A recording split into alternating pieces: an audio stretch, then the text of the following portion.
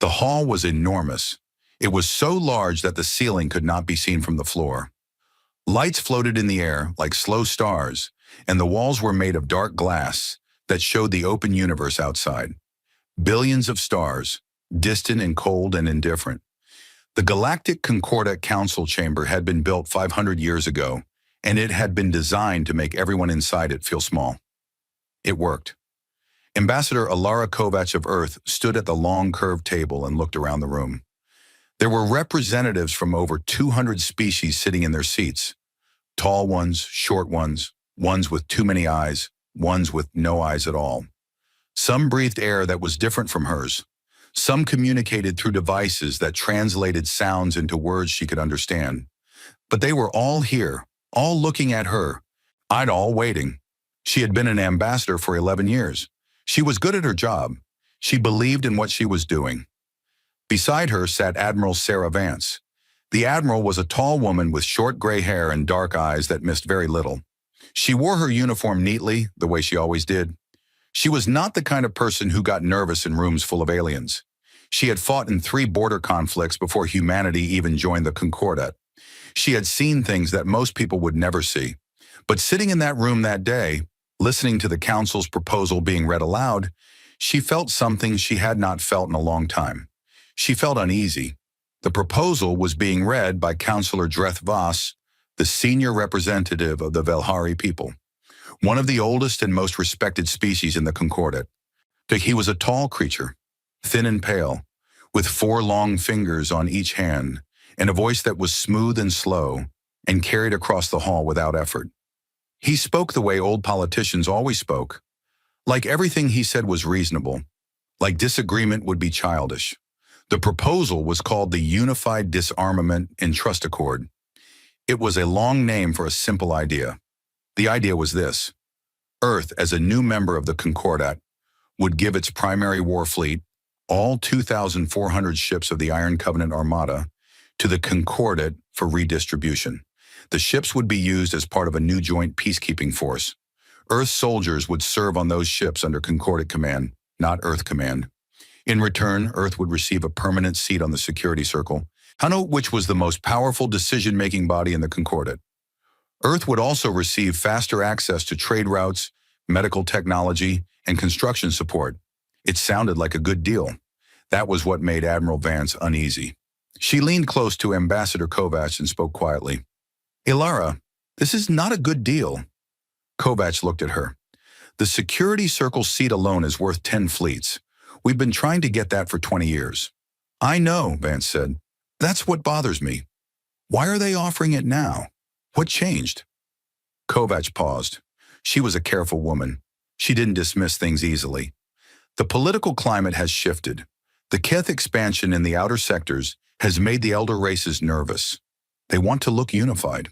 And bringing Earth fully into the fold is a visible gesture. "Or they want our fleet out of our hands before we become too strong to manage," Vance said. Kovacs looked at her for a long moment. "Sarah, we've been members for 30 years. They've treated us well. They've tolerated us," Vance said. "There's a difference." But the vote was not Vance's to make. She was military. Her job was to advise, not to decide.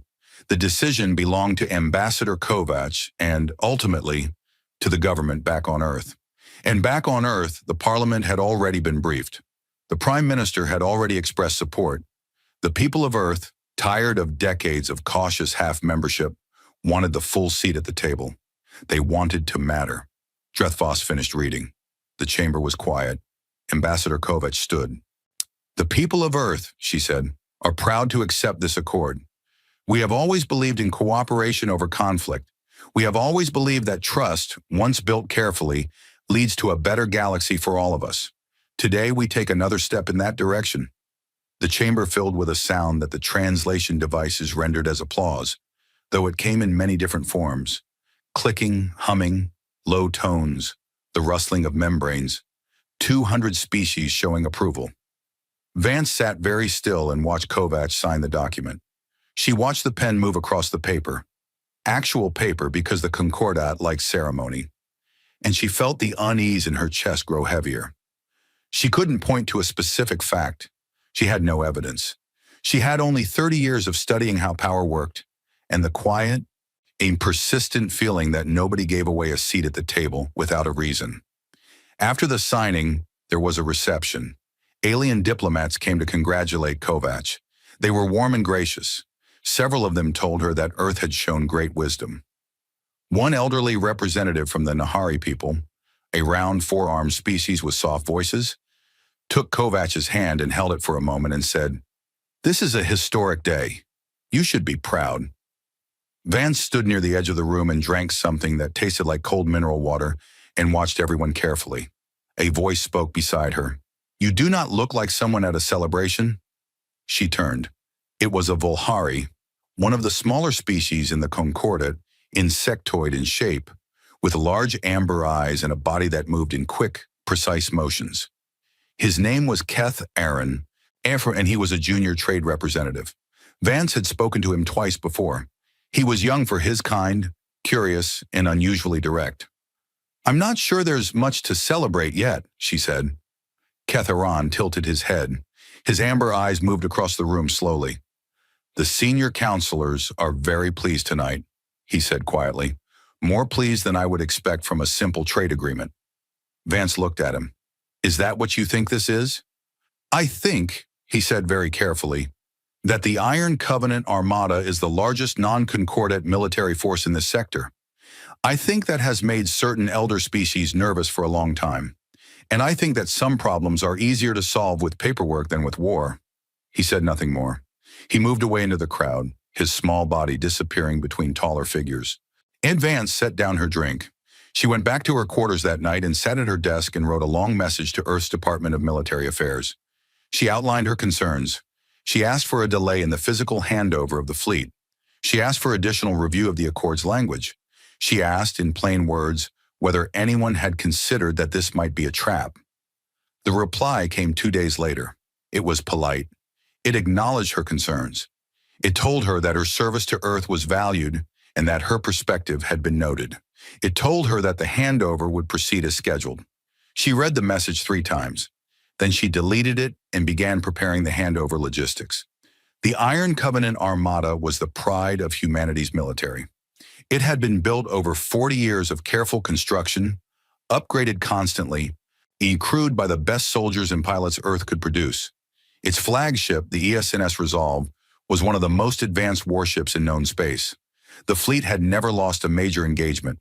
It had kept Earth safe during the difficult early years of Concordat membership, when other species still tested humanity's boundaries and wondered how far they could push before being pushed back. The crews were told they were being reassigned to joint peacekeeping duties. Most of them accepted this with the kind of quiet professionalism that military people tend to show when they are given orders they didn't ask for. Some were unhappy. A few veterans asked questions that were answered with the words diplomatic necessity. Captain Darren Holt, commander of the ESNS Resolve, sat in his captain's chair on the day the fleet departed Earth's orbital space and looked out at the stars through the forward viewport. He was 51 years old. He had served on this ship for 12 years. He ran his hand along the arm of his chair once, slowly, the way people touch things they're saying goodbye to without admitting it. "All ships report ready, Captain," his navigation officer said. "Acknowledged," he said. "Take us out." The Iron Covenant Armada moved, 2,400 ships in perfect formation, sliding away from Earth and her moons and her orbital stations, moving out into the dark between stars. People on Earth watched from observation decks and from windows and from public screens in city squares. They waved, though the ships were already too far away to see any individual. They were proud, and they had done something mature and brave and trusting. Admiral Vance watched from a Concordat transport ship that was traveling alongside the Armada. She was there in an official capacity as Earth's senior military liaison during the handover. She watched the ships move and said nothing.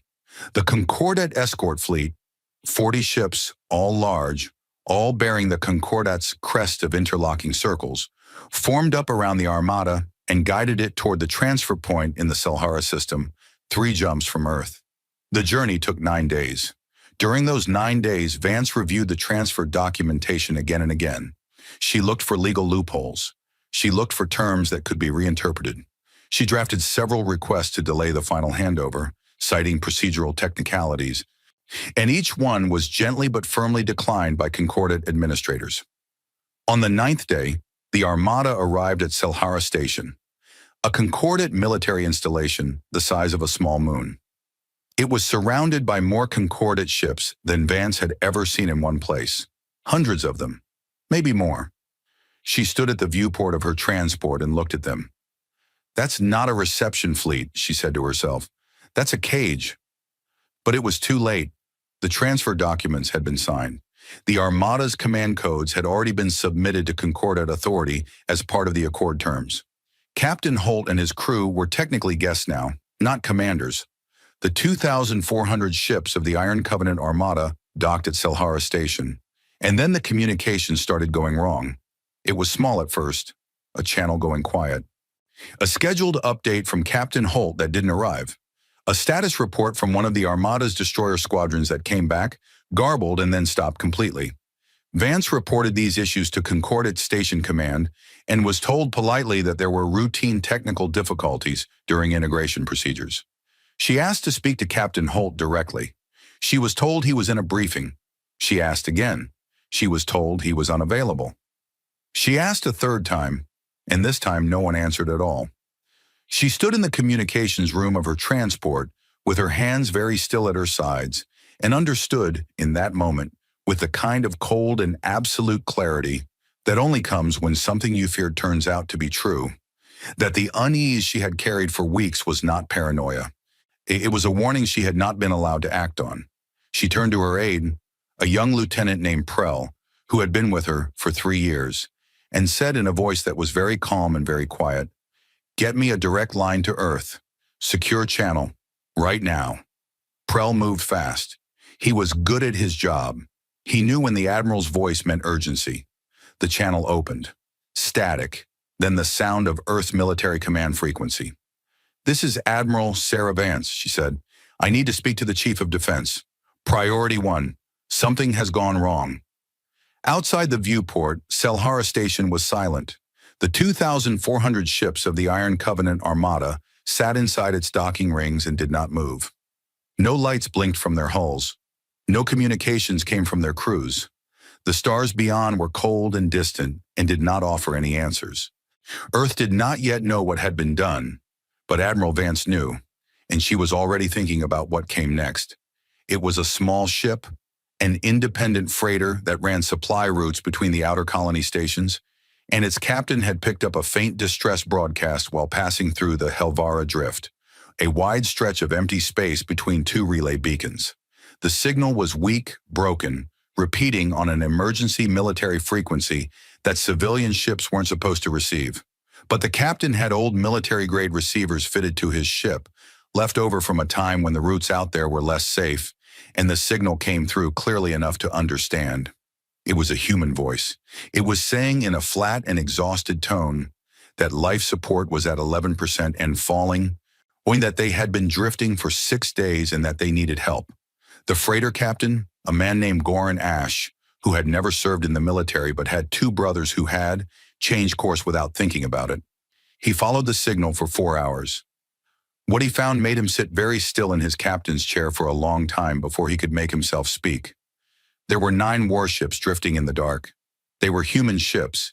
He could see the Earth Naval Service markings on their hulls, faded but visible. They were Iron Covenant Armada ships. They had been stripped. Their weapon systems had been removed. Their engine cores had been pulled out and replaced with nothing.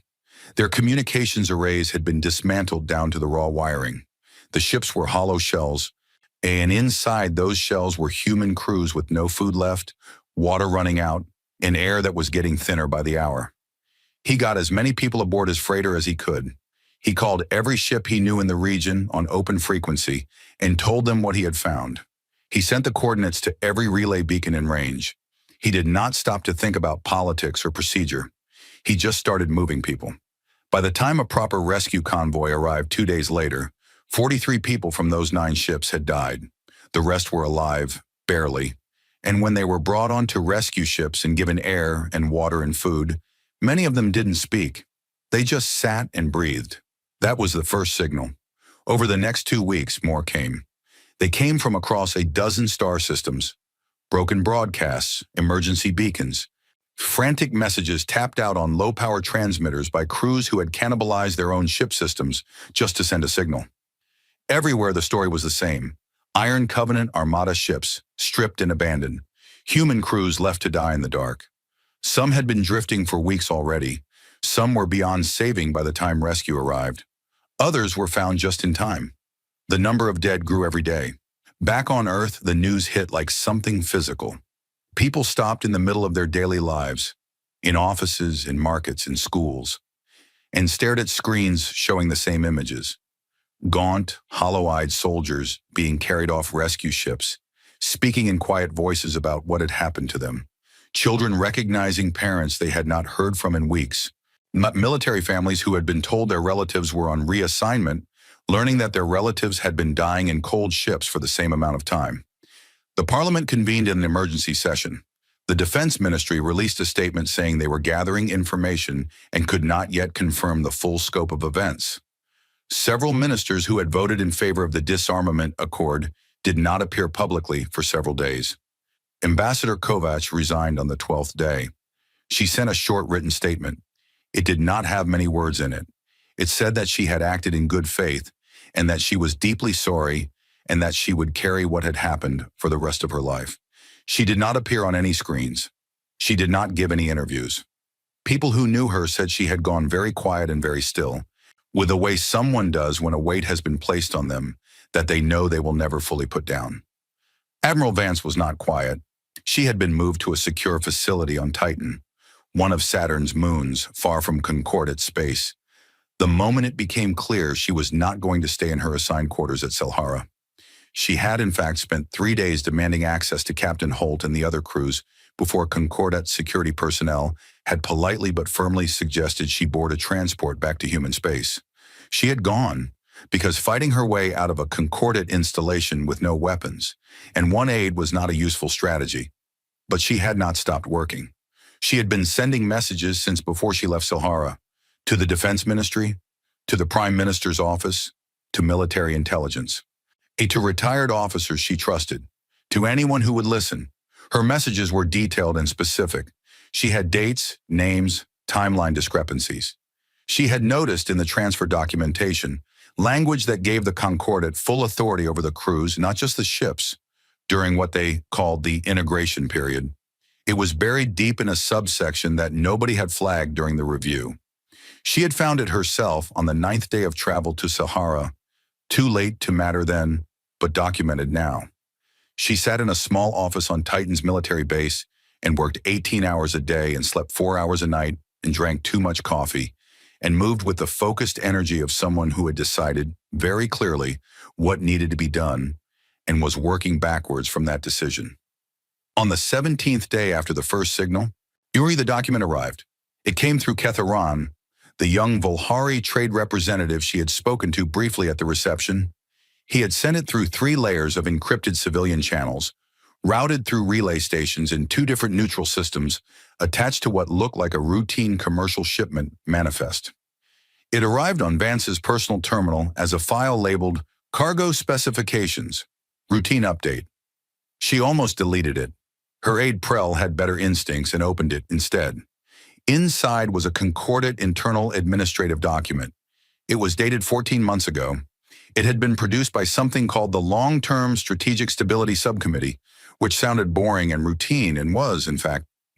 Yet the Concordat Security Circle's private planning body, the one that made decisions that were never meant to be seen by anyone outside the Elder Race's inner circle. The document was 47 pages long. Vance read all of it in one sitting. When she finished, she sat back in her chair and looked at the ceiling for a long time. The document was not subtle, now that it was in front of her. It outlined in the careful, neutral language that bureaucracies use to describe terrible things. A long-standing concern among the Concordat's senior species. The concern was humanity, specifically what humanity might become. The Elder Races had been watching Earth for 3 decades. They had watched humans adapt to space faster than expected. And they had watched human technology improve in ways that the Concordat's own scientists found difficult to predict. They had watched human soldiers prove effective in conflicts where other species forces had struggled. They had watched the Iron Covenant Armada grow from a small defensive force into something that genuinely concerned the Concordate's military analysts. And they had watched humans breed. Humans were, by galactic standards, extraordinarily prolific. Their population had expanded significantly even in the 30 years of Concordate membership. Their colonies were growing. Their industrial output was increasing. In 200 years, a short time by galactic standards, humanity could become a major power. The document called this a stability risk. It described several possible approaches to managing this risk. As the final approach, the one that had been selected was labeled peaceful capacity reduction through diplomatic mechanism, which meant, in plain language, get humanity to give up its fleet voluntarily through a deal that looked generous before it became too strong to manage without a fight. The security circle seat offered to Earth was real, the document noted, but it was a ceremonial seat with no actual voting power on military matters. The language was in the fine print. Nobody had checked the fine print carefully enough. The document also noted, in a section that Vance read 3 times to make sure she was understanding it correctly, that the Iron Covenant Armada's crews had been considered a secondary concern. The ships were the target. The crews were logistical byproduct. Their disposal was left to the discretion of the on-site commander at Selhara Station. That on-site commander had apparently decided that releasing 300,000 trained human soldiers back to Earth, angry and experienced and aware of what had happened to them, was not a good idea. So he had left them in the ships and stripped the ships and moved on. Vance folded her hands on the desk and held them very still. Her face did not change. She had learned a long time ago how to feel enormous things without showing them on her face, because there were times when the people around you needed to see steadiness more than they needed to see truth. Prell was standing near the door. He had read the document over her shoulder. When he was 26 years old, and this was the worst thing he had ever seen, and it showed on his face very clearly. "Admiral," he said. His voice was careful. "Get me a secure line to the Prime Minister," she said. "Direct. No intermediaries." "Yes, Admiral." And Prell, "Ma'am, send a copy of this document to every news organization on Earth. Everyone, all at once." He looked at her. "That will—" "Yep," she said. "I know what it will do. Send it." He sent it. Within 6 hours, the document was everywhere. It was on every screen, every terminal, every personal device on Earth, and every human colony. People read it standing in the street. People read it at work and stopped working. People who had lost family members in the abandoned ships read it and went very quiet for a very long time, and then were not quiet at all. Much of the reaction was not grief. Grief had already happened. This was something else, something harder and colder and more purposeful. The kind of feeling that does not cry, the kind that starts making plans. The Prime Minister went on the public broadcast. He was a careful man, not given to strong words, but his voice was different that night. "What was done to our people," he said, "was not an accident. It was not a misunderstanding. It was a deliberate act by those who called themselves our allies, carried out against soldiers who had done nothing wrong except belong to a species that other people decided was becoming too powerful." He paused. "We will respond." In the outer systems, the 12 star systems where Iron Covenant crews had been stranded, something was already happening without anyone's instruction. The surviving crews, when the ones who had been found and were alive and had been given working ships by rescue convoys, had been given one directive by Earth Command: come home. They were moving. Some of them were moving in small groups of 2 or 3 ships, some alone. All of them were broadcasting on open military frequency as they traveled. One short message repeated without stop: "We are coming home." The broadcast spread across the galaxy. Alien species in a dozen systems picked up the signal. Some of them listened to it and felt nothing. Some of them felt something they did not quite have words for. The Volhari listened, and Ketharan, sitting at his desk on a station in neutral space, put his 4-fingered hand over the receiver and held it there for a while. He had done what he could. He hoped it would be enough. Back on Earth, their Admiral Vance finally got her secure line to the Prime Minister. The conversation lasted 40 minutes. She spoke plainly, the way she always spoke, without decoration or softening. She told him what she believed needed to happen. She told him what it would cost. She told him what it would mean for Earth's relationship with the rest of the galaxy. He asked her one question: can we do it? She thought about that for 3 seconds. Yes, she said, but they need to understand, completely and permanently, what they did and what we are. There was a pause. Then do it, he said. She closed the channel and looked at the wall of her small office on Titan and thought about 2,400 ships and 300,000 people, and a document that called her species a logistical byproduct. She thought about Captain Holt running his hand along the arm of his chair. She thought about 43 people who died before the first rescue ship arrived. Then she stood up, straightened her uniform, and got to work. The galaxy did not yet know what was coming, but it was coming.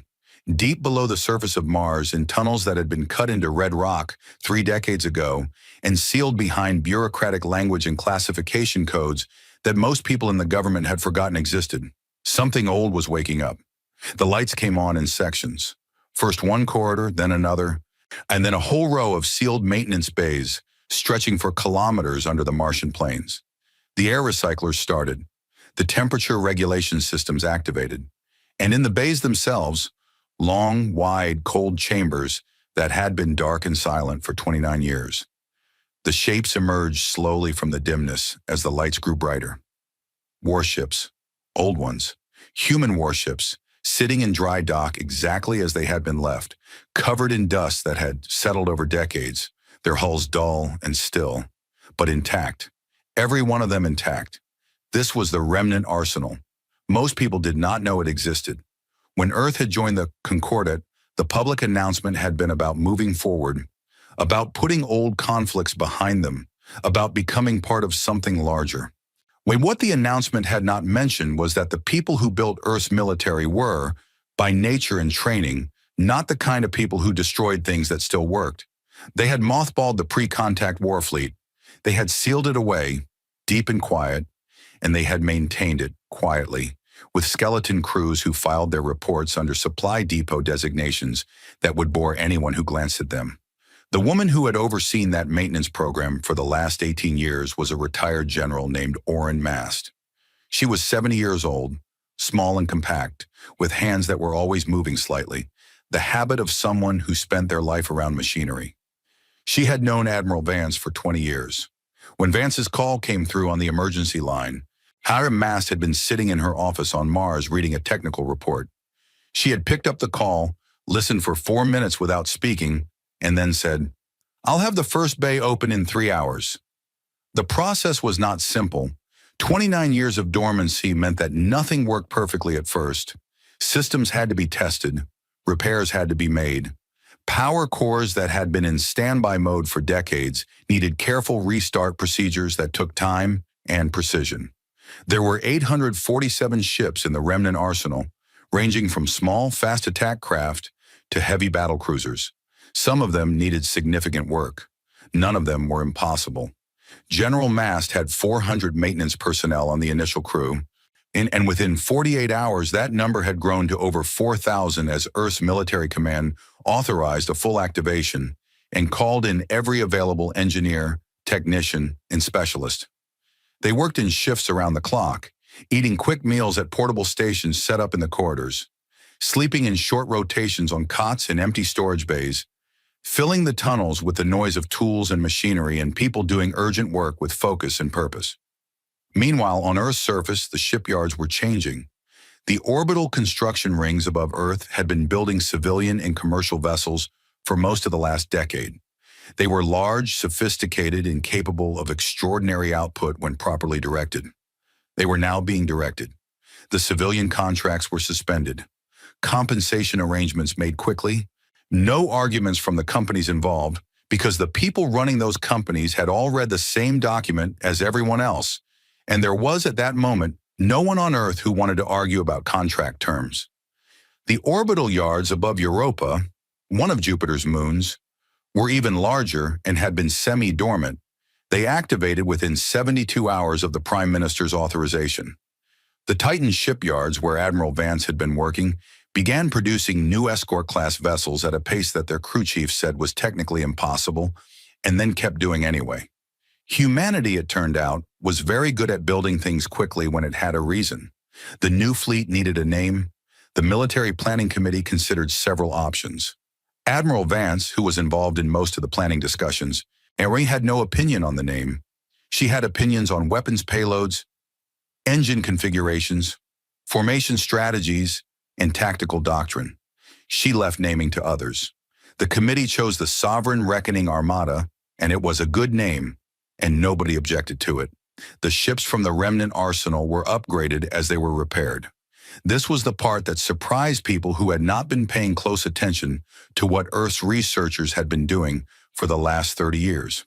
When humanity joined the Concordat, they had access to new technology, Concordat technology, shared through trade and exchange programs. Most of it was good. Some of it was extraordinary. Earth scientists had studied it carefully, absorbed it, combined it with their own approaches, and in many cases improved on it in ways that the original developers had not anticipated. The Concordat's technology-sharing programs were designed to help developing species catch up slightly, not to give them the tools to overtake. They had underestimated human ingenuity. Much of this improved technology had never been shared back with the Concordat. Some of it had been filed in research archives. Some of it existed only in the minds of the engineers and scientists who had developed it. All of it was now being pulled out, assessed, and applied. The new weapon systems were faster and more precise than the standard Concordat designs. The shielding technology had been modified using principles that Earth's physicists had developed independently, producing a layered defense that was more resilient than anything of comparable size. The engines were more efficient. Humanity had spent 2 decades on propulsion research specifically because their ships were always being told they were slower than they needed to be, and Earth's engineers were constitutionally unable to be told something couldn't be done without making it their personal mission to do it. The tactical systems were particularly advanced.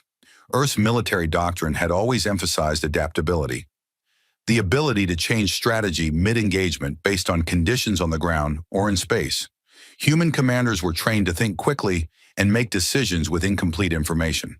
Their ships' computer systems were built to support this, giving commanders faster, clearer data with fewer assumptions baked in. Most Concordat warships relied heavily on preset tactical algorithms.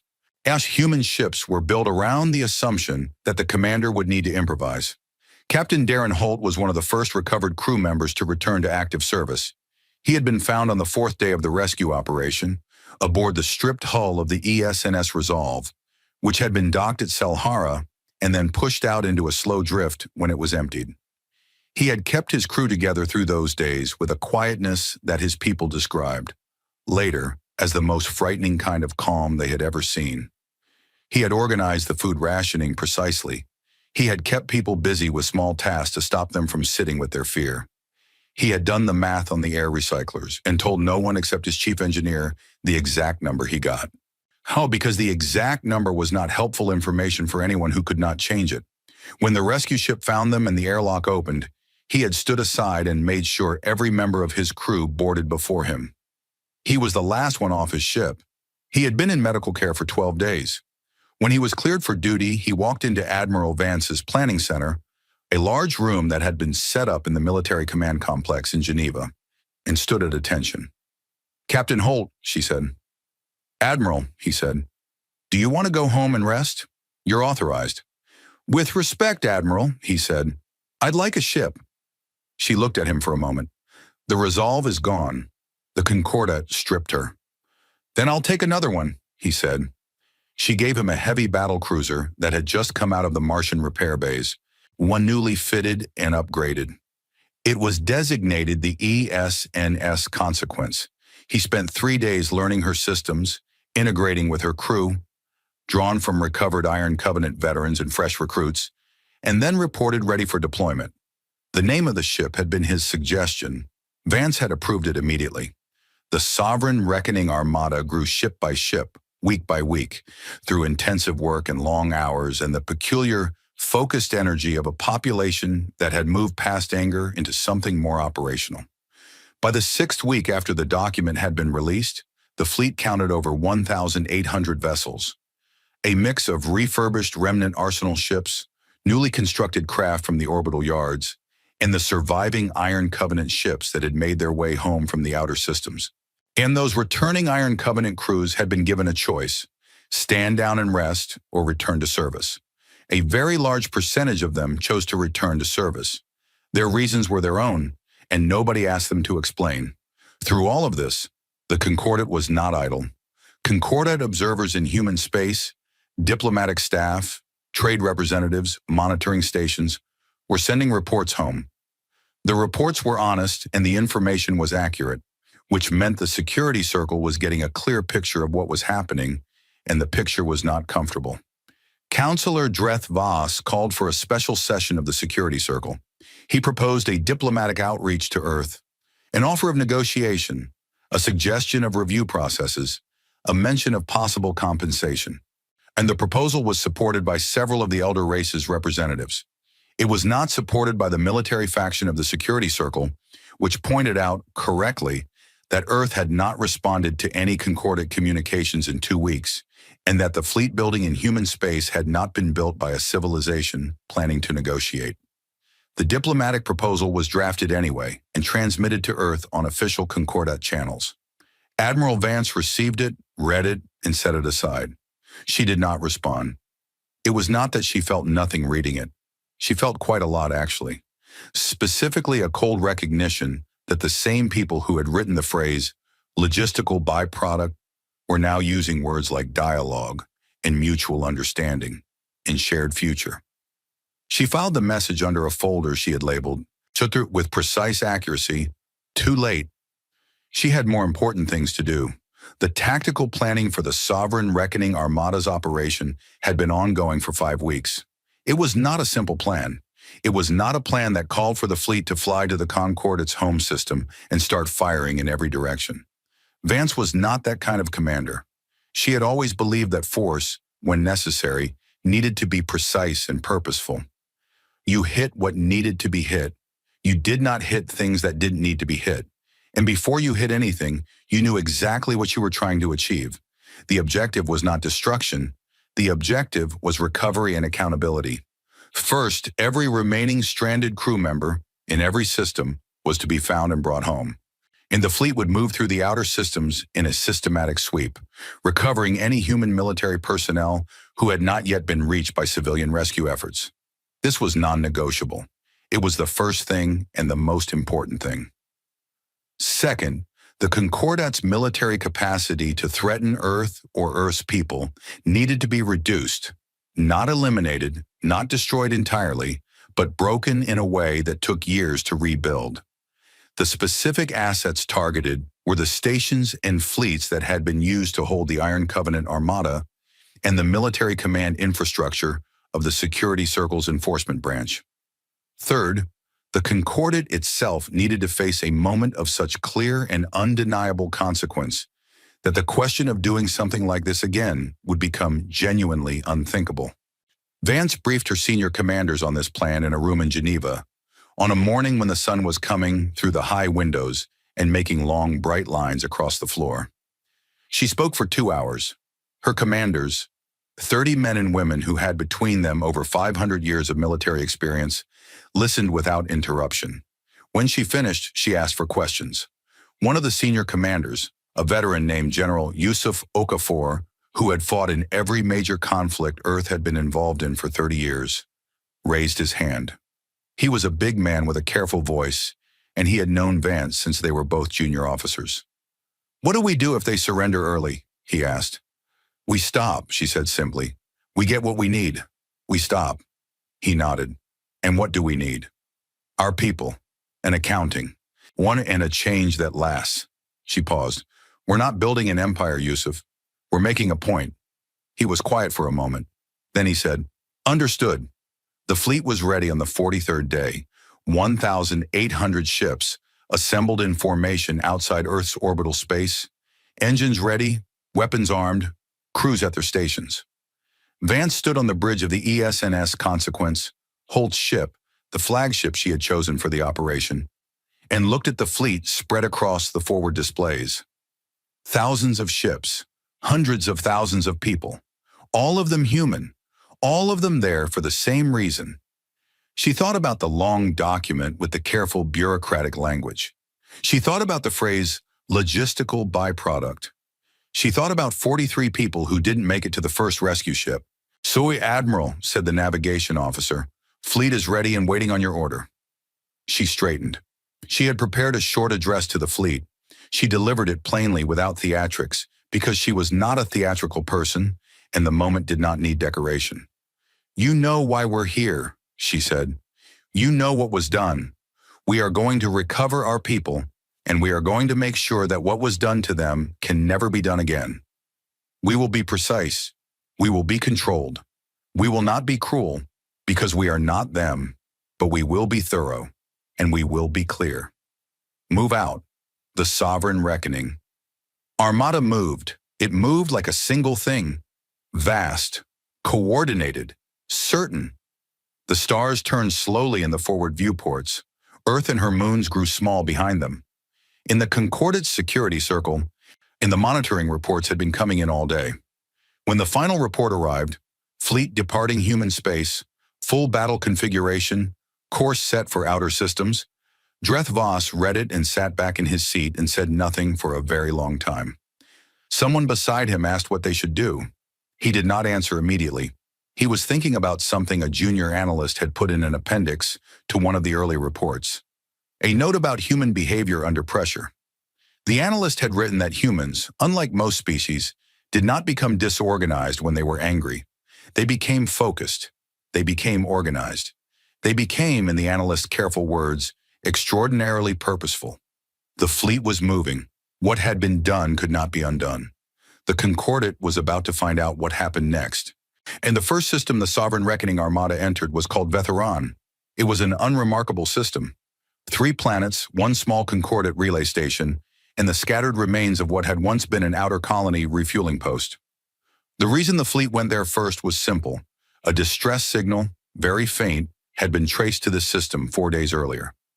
A single Iron Covenant ship, a light scout vessel called the ESNS Patient Star, had been drifting there for 31 days with 17 people aboard and no working engines.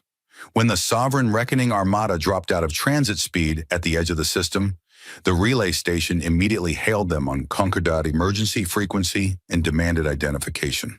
And the station commander's voice was clipped and formal and carried the automatic authority of someone who had never been spoken to by someone who didn't recognize that authority. Lieutenant Commander Prell, Vance's aide now serving as communications officer aboard the flagship, replied.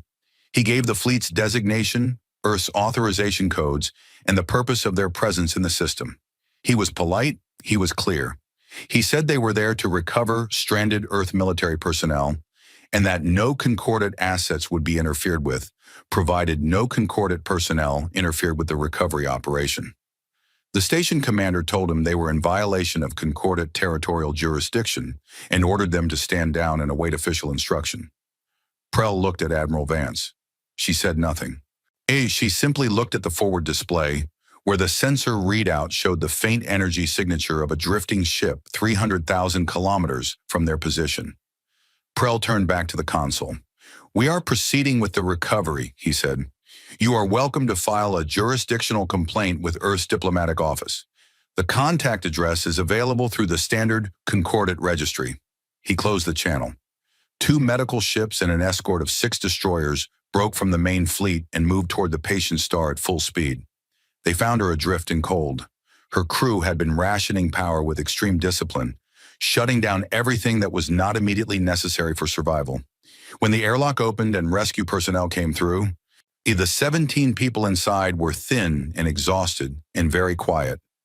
One of them, a young woman named Ensign Taylor Marsh, who had been on her first deep space assignment when the Armada was handed over, shook hands with the rescue officer and then sat down on the floor of the airlock and didn't get up for a while. Not because she was hurt, just because she had been holding herself very straight for 31 days, and her body had decided it was allowed to stop now. The Concordate station did not interfere. The fleet moved on. System by system, the Sovereign Reckoning Armada swept through the regions where the Iron Covenant Armada had been abandoned. At every stop, the process was the same. Locate, approach, recover. The fleet moved with speed and precision, never staying longer than necessary, with never engaging any local concordate presence unless directly obstructed. In 3 systems, small concordate patrol fleets moved to intercept. In all 3 cases, the human fleet's response was the same. It continued toward its objective and made clear, through position and formation rather than words, that stopping it was possible only through actual combat, and that the patrol fleet in question should consider whether it wanted to start that. None of the 3 patrol fleets started it. The crew recovering went faster than even Vance had projected. The reasons for this were partly the fleet's speed and partly the fact that human rescue crews had been operating in the outer systems for weeks already through civilian channels, and the military fleet was building on that groundwork. By the 12th day, 640 recovered crew members had been brought aboard fleet support ships, given medical care, and reintegrated. Many of them, once cleared by the medical staff, asked for assignments. Vance had expected this. She had prepared for it. Ships that had been held in reserve were brought forward. Recovered veterans were given crews and positions. The fleet grew as it moved, which was not something most military strategists would have put in a plan, but which Vance had counted on because she knew her people. By the time the fleet completed its recovery sweep and turned toward Concordat core space, it had grown from 1,800 ships to over 2,400, a number not coincidental to anyone who was counting. The galaxy had been watching. This was in some ways the thing the Concordat had most underestimated. And the Concordat was old and powerful and used to being watched. They were not used to being watched by everyone simultaneously, including the species they had kept small and manageable for centuries. The document leak had spread everywhere, and the response to it had spread further. Species that had been members of the Concordat for generations, species that had quietly accepted their limited status and their ceremonial votes and their carefully maintained inability to challenge the elder races, were looking at a fleet of 2,400 human ships moving through Concordat space and thinking things they had not let themselves think in a very long time. The Volhari were the first to act. Ketharon had not been idle since he sent the document to Vance. He had, in fact, been working in the background with a focused energy that surprised even his own people. He had contacted the Volhari Home Council. He had shared what he knew. He had made arguments in quiet rooms with careful words and had, over the course of several weeks, managed to shift a consensus that had been leaning toward cautious neutrality into something more definitive. The Volhari formally withdrew from the Concordat on the 14th day of the fleet's operation. Their statement was brief and factual. They cited the content of the leaked document, the treatment of Earth's military personnel, and the Concordat's long-standing pattern of using its structure to limit rather than support the development of smaller species. They offered Earth navigational data for Concordat space, sensor maps, transit routes, audio patrol schedules that had been available to them through their trade relationships over many years. The Concordat Security Circle's response to the Volhari withdrawal was by all accounts extremely sharp. But sharp words from powerful people at a meeting table are not warships, and warships were what mattered at this point. 2 other species, the Nethoran, a small but technologically sophisticated people from the Mid-Rim, and the Caress, a ocean world species who had been associate members for 80 years, followed the Volhari within a week. They did not offer Earth military support. They offered something in some ways more useful. They publicly confirmed, with their own archived evidence, that the Concordat's security circle had used similar tactics against their own development programs decades earlier. And they hadn't had an Iron Covenant armada to lose, so the damage had been quieter and slower. But the pattern was the same. The galaxy was watching all of this. Every species was calculating. The Concordat's military command assembled its fleet response at the Orith Nebula. The Orith Nebula was a natural feature, a wide cloud of ionized gas and dust that stretched across the approach to the Concordat's 3 core systems. It was the traditional defense position for the inner systems. Fleets that gathered at Orith were saying, clearly, that the core systems were behind them and were not going to be reached easily. The Concordat fleet that gathered there was large. It was the largest assembly of Concordat military vessels in recorded history. Warships from over 40 member species, pulled from patrol duties and border assignments and reserve positions. The fleet's analysts had looked at the Sovereign Reckoning Armada's specifications, based on the monitoring reports from human space, and had made assessments and adjustments. They had brought long-range weapons platforms, heavy cruisers, and layered defensive formations. They had planned for the kind of battle that should, on paper, stop a fleet the size of humanity's. On paper. The problem with the paper was that it was based on data the Concordat had about human military capability as of 30 years ago, supplemented by observations of the Iron Covenant Armada, the fleet they had taken. They knew that fleet well. They had taken it apart piece by piece. They knew its weapons, its armor, its tactics, its training. They had built their defensive plan around it. They did not know the Sovereign Reckoning Armada. They did not know what Earth's engineers had done in 3 decades of quiet research. They did not know the modifications on the remnant arsenal ships. They did not know the new weapon systems, or the improved shields or the engine upgrades. And they absolutely did not know the tactics. Admiral Vance had spent 30 years studying the Concordat's military, not because she expected this fight, though a part of her, the careful, cold part that had made her uneasy at that signing ceremony, had never entirely stopped preparing for it. She had studied because military people study their environment, and the Concordat was her environment, and she was thorough. She had the engagement records of every major battle the Concordat had fought in the last 2 centuries. She had the tactical doctrines of every senior species military forces. She knew how they moved, how they communicated, how they made decisions under pressure, where their formations weakened, which command structures were rigid and which were adaptive. She knew specifically that the Concordat fleet fought according to preset battle plans. Their commanders were skilled, but they operated within defined parameters. They expected opponents to behave predictably. They were very good at responding to predictable opponents. She had no intention of being predictable. When the Sovereign Reckoning Armada reached the Orith Nebula and saw the Concordat fleet waiting on the other side, dense, ordered, enormous, she split her fleet into 7 independently operating groups, each with its own command and objectives, and gave each group commander 2 simple instructions: complete your objective and adapt. The Concordat's defense algorithms, watching the human fleet approach, expected a frontal engagement. They prepared for it with careful, practiced order. What they got was 11 hours of the most confusing and exhausting battle any of their commanders had experienced. The 7 human fleet groups did not move together. They moved at different speeds on different vectors, creating engagement situations that the Concordat's tactical systems kept classifying as new problems, rather than variations on existing ones. Ships that took damage dropped back and were replaced by reserves that had been held specifically for this purpose. Formations that looked like attacks turned out to be feints. Feints that looked like retreats turned into flanking runs. A Concordat commanders who expected opponents to become less effective as a battle progressed found that human units seemed to become more effective under pressure, adapting their approach based on what was in front of them rather than what the plan said should be in front of them. Captains who lost their original objectives improvised new ones.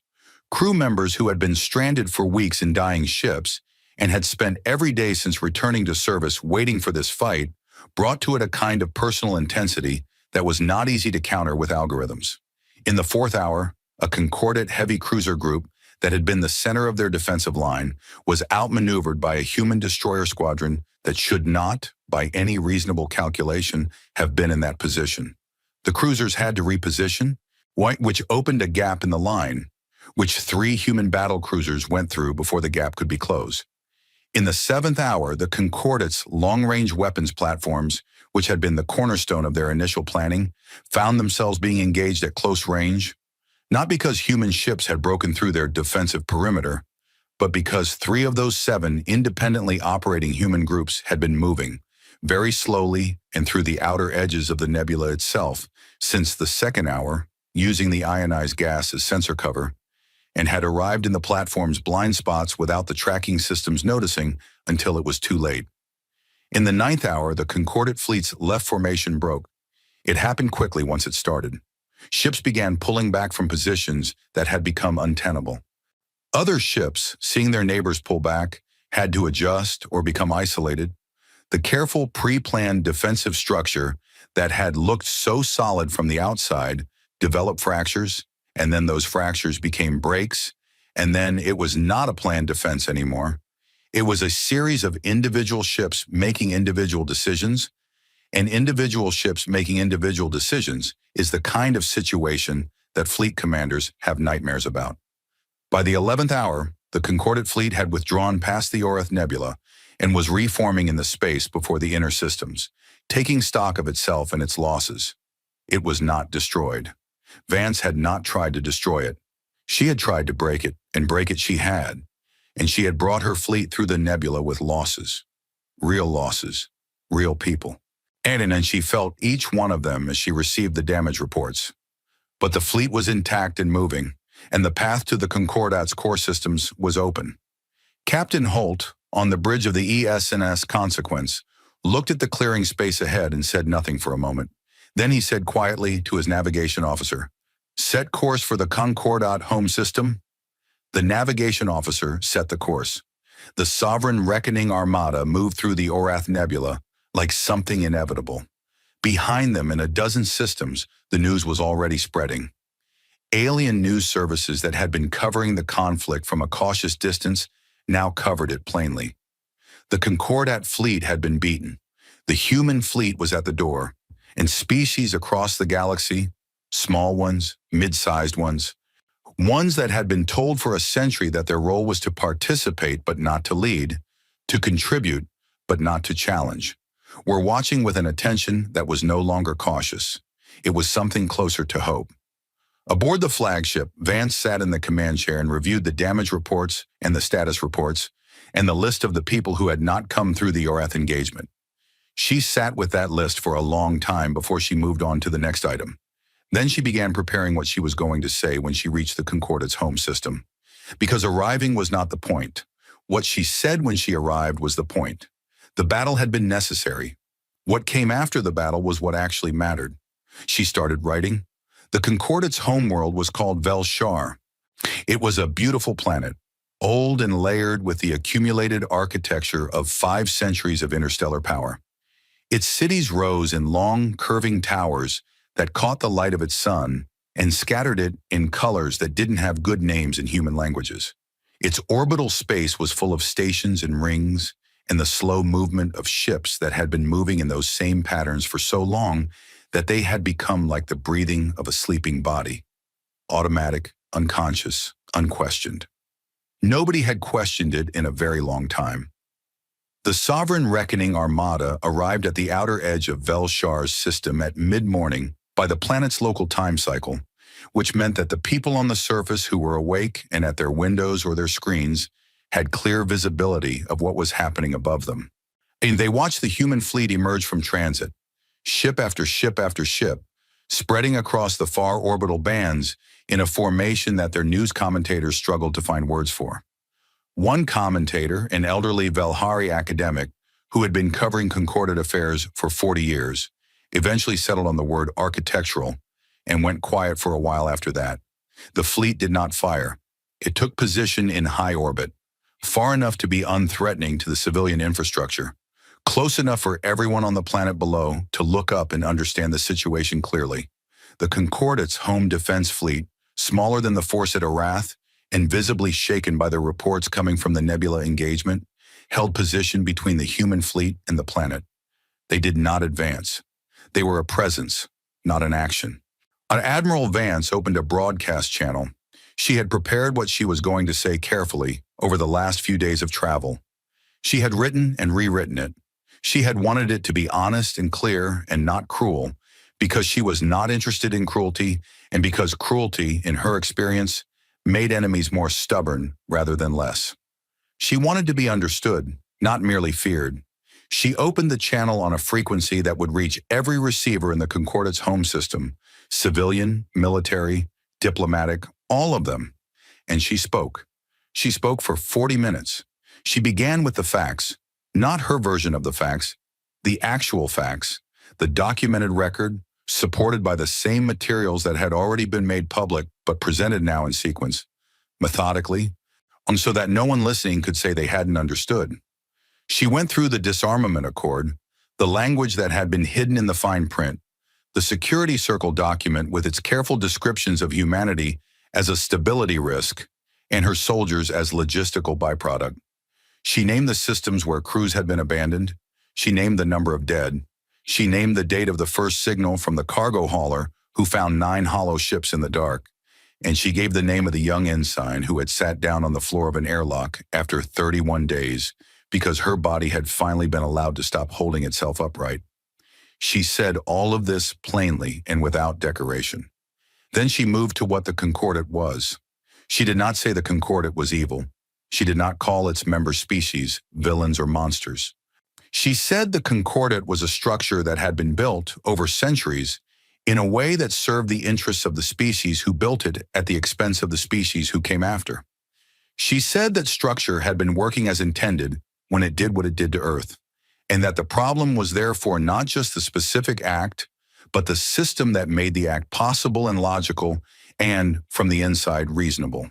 She said that she had reviewed the records that the Nethoran in the Caress had released, and that the same logic had been applied to them before Earth was even a spacefaring species, and that there were probably others whose cases had not yet come to light.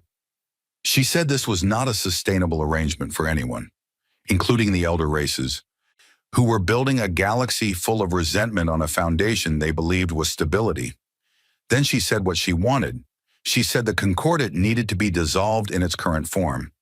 She said a new governing body needed to take its place, one with equal representation for every member species, without permanent vetoes, without a security circle that operated in secret, and without the institutional habit of deciding what other species were allowed to become. She proposed calling it the Galactic Assembly of Sovereign Peoples. She had a draft charter ready for distribution. She had been working on it since before the fleet left Earth. She said Earth would not lead this new assembly. She said Earth was not interested in becoming what the Concordat had been. She said humanity had learned at considerable cost what it felt like to be managed by people who thought they knew best, and that they were not willing to do that to others. She said she would wait 72 hours for the Concordat security circle to respond. She said that if no response came, the fleet would begin targeted operations against the Concordat's military command infrastructure.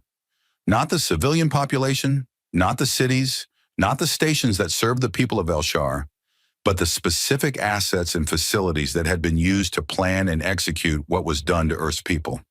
She named these assets specifically. She had done her research. She closed the channel. The silence that followed on the bridge of the ESNS Consequence lasted about 4 seconds.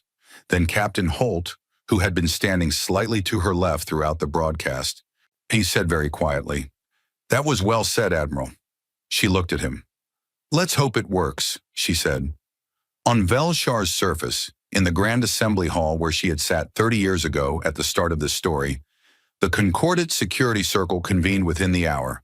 They were 12 individuals representing the 4 most senior species in the Concordat. They had spent 5 centuries being the people who made decisions about the galaxy. They sat in their high seats and looked at the broadcast recording and at each other and at the sensor feeds showing 2,400 human warships in orbit above their homeworld. The conversation was not the kind that got summarized easily in diplomatic language. Dreth Vas had aged visibly in the past weeks. He sat at the head of the table and listened to his colleagues speak in turn and said little. He was thinking about the woman on the broadcast. He was thinking about her 40 minutes of clear, documented, carefully structured argument, delivered from the flagship of a fleet that had beaten the largest military response the Concordat had mounted in living memory. He was thinking about the fact that she had not demanded surrender. She had not threatened mass destruction. She had proposed a charter.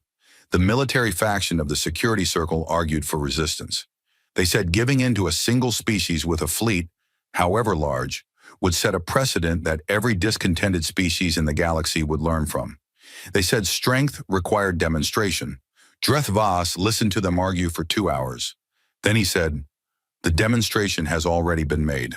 So the question is whether we are going to add to the cost." He looked around the table.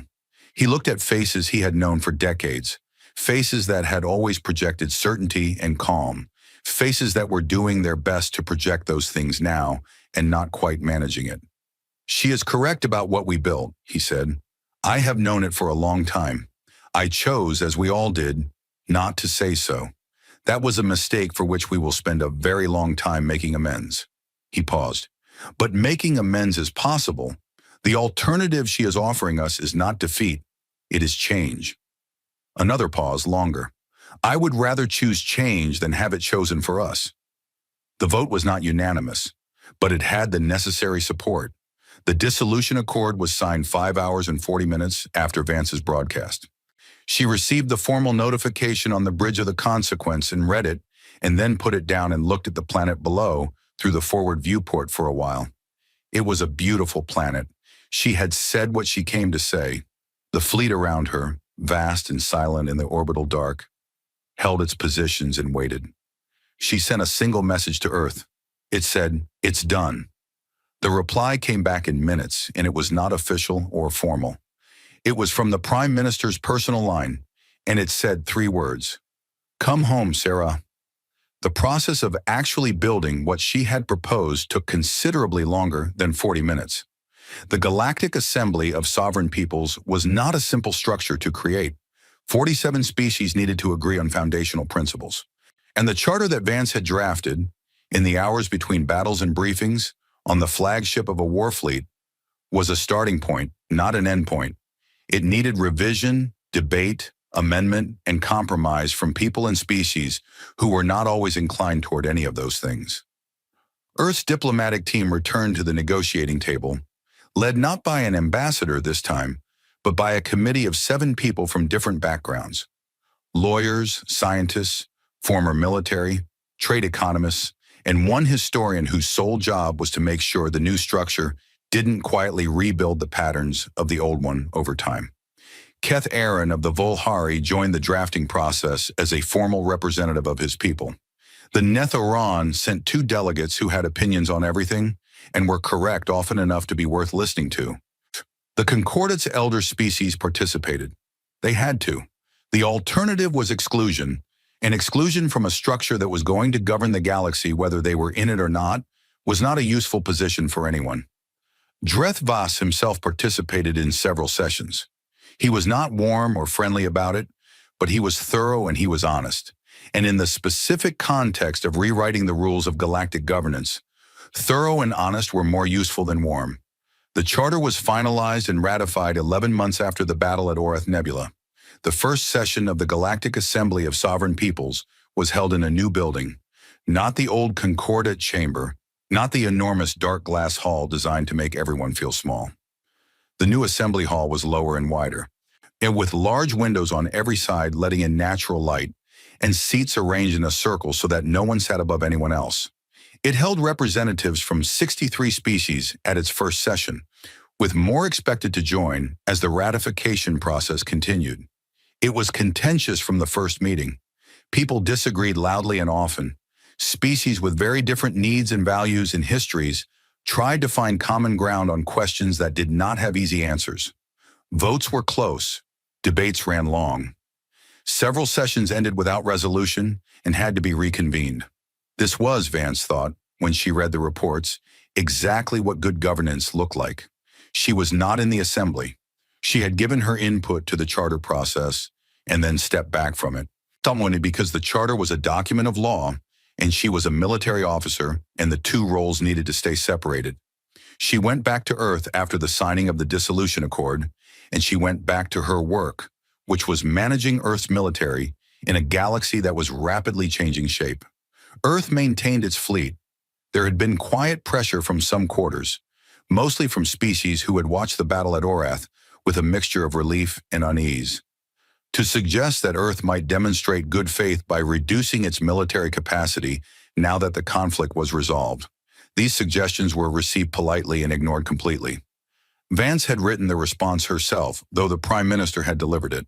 The response said, in diplomatic language, that Earth's military capacity was Earth's business, and in that the galaxy was welcome to demonstrate good faith by not making it necessary again. Nobody pressed the point further. Captain Holt returned to active command after 3 months of leave that he spent, for the most part, in a small house near the coast of a large ocean on Earth. He walked on the beach every day. He read books. He learned slowly to sleep without waking every hour to check that the air recyclers were still running. After the 3 months, he came back and was given command of a new ship, a new construction, larger than the Consequence, built in the Europa yards. He named her the ESNS Patient Star, after the scout ship and the 17 people who had held on for 31 days. Ensign Tila Marsh, who had sat down on the airlock floor when rescue finally came, applied for officer training when she recovered, because she was accepted. She was, by all reports, exceptionally good at her work, with a particular talent for keeping her people steady under pressure. No one who knew her history found this surprising.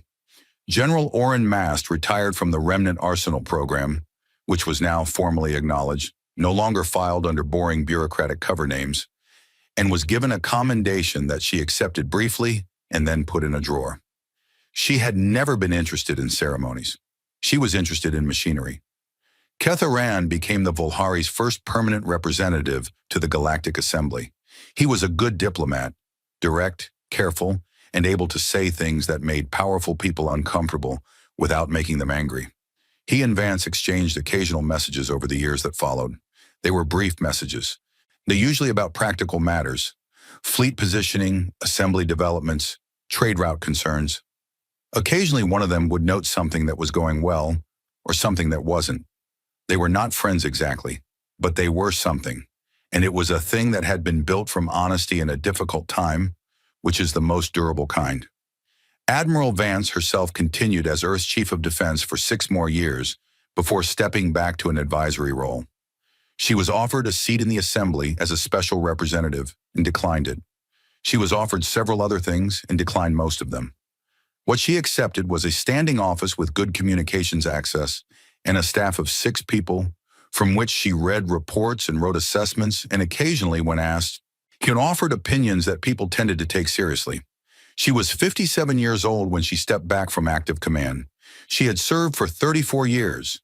She had done things she was proud of and things she would always regret, and things she had not been able to avoid regardless of what she felt about them. She sat in her office and looked at a view of the planet below through a high window and thought about all of it more than she told anyone. The galaxy that existed 11 months after the battle at Orath was not a perfect galaxy. It was not peaceful in every corner or just in every system. The Galactic Assembly argued and stalled, and sometimes failed to act when it should have. Old resentments between species did not dissolve because the structure above them had changed. Problems that had been building for centuries did not resolve in less than a year, but it was a different galaxy. That was real and measurable.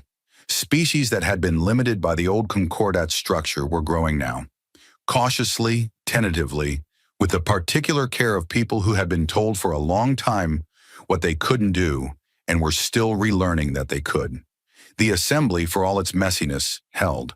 The equal vote structure meant that the elder races had to make arguments rather than simply issuing decisions. Making arguments meant justifying things that had previously never needed justification. Justifying things led slowly to examining them, and examining them led sometimes to changing them. It was slow, it was uncertain, it was the right direction. And through all of it, in the orbital space around Earth and her colonies and her outer stations, the fleet held its positions. Not aggressive, not expanding, not pointed at any particular target. Just there, maintaining, training, ready. There was a phrase that became common in diplomatic circles in the years that followed the Orath battle. It was used when a proposal was made in the Assembly that a powerful species didn't like, or when a decision was being pushed through too fast, or when someone tested the edges of what the new charter permitted. Someone would say, usually quietly, usually without emphasis, "The humans are watching." It was never said as a threat, it was said as a fact, and it was always enough. Because the galaxy remembered, in the way that galaxies remember things that happen fast and matter completely, what had happened when people forgot that humanity was paying attention. It remembered a fleet that came out of the dark, built from ships that should have been forgotten, crewed by people who had been left to die and had decided not to. It remembered that humans did not stop, that they adapted and persisted and planned and came, in the end, with more ships than anyone had accounted for, and a charter drafted on a warship between battles. It remembered that they had won and then had chosen, deliberately, not to become what they defeated. That was the part that stuck, the part that was hardest to dismiss, the part that lingered in the reports of diplomatic analysts and the personal journals of assembly representatives, and the late-night conversations of species who were still figuring out what the new shape of the galaxy meant for them. They had won, and they had stopped, not because they couldn't have taken more. Everyone who had been at Orath knew they could have taken more, because they had decided that taking more wasn't the point. Nobody tried to disarm humanity again. Nobody thought about it twice.